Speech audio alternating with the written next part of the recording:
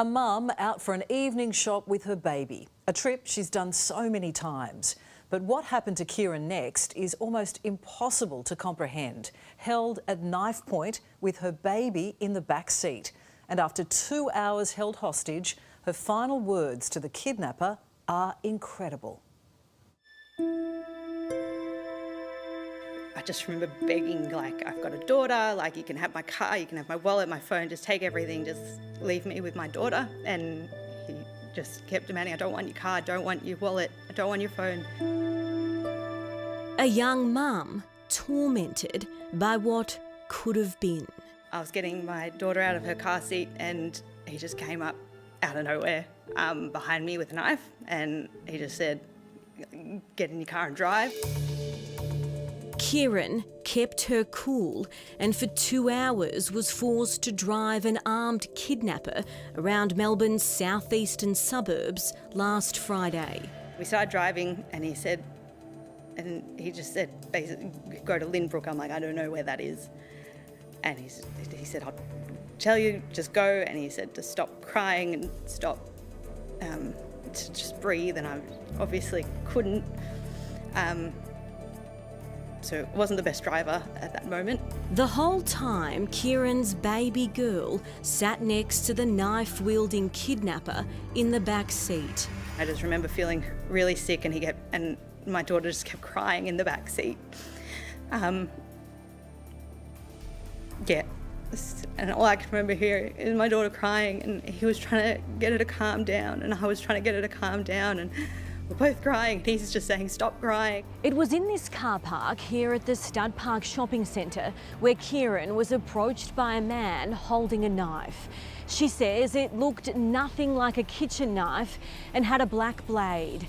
It was in that moment she thought about screaming for help, but says the Bondi Junction stabbings entered her mind and she decided to get back in the car and follow instructions. Looking back on it, what do you think of it all?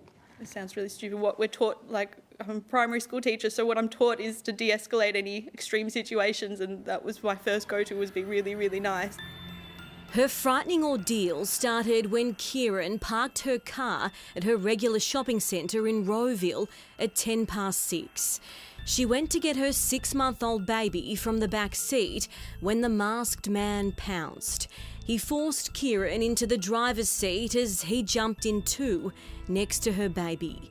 This was the start of more than 2 hours of terror. I'd already gone through the possibility of taking her out of the car seat and running, but you can't do that. Car seats are not made for quick exiting.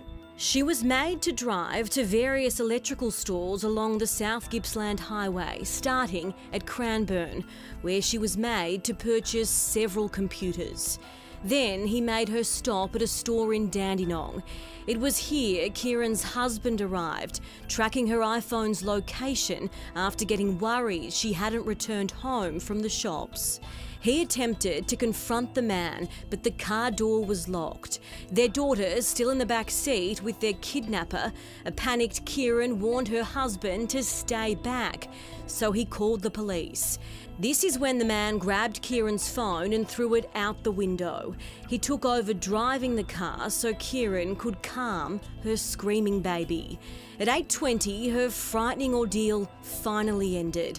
The man drove them to Robert Booth Reserve in Dandenong and stopped the car.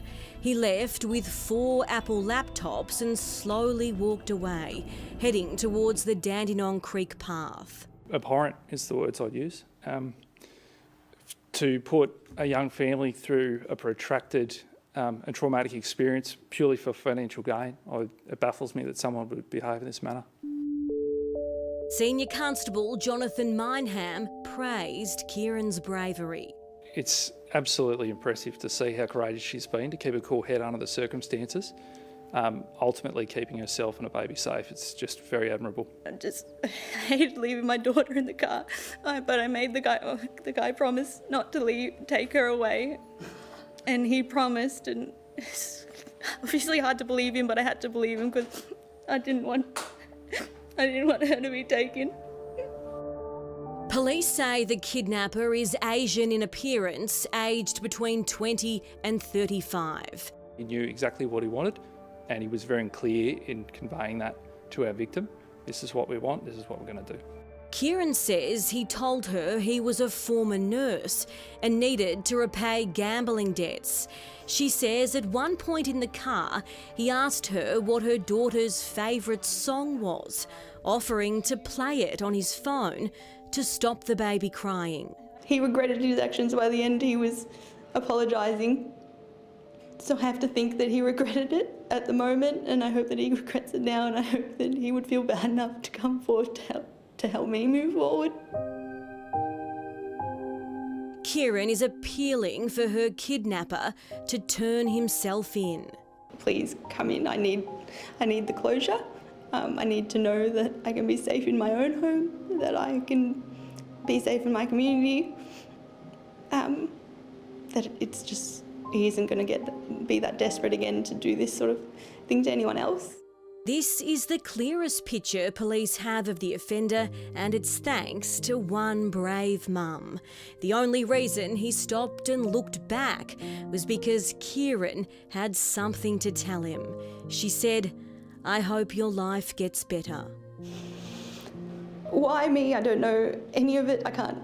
And having that bit of closure might help. Just horrific what she's been through, and empathy at the end. And if you have any information, please call Crime Stoppers on 1800 333 000.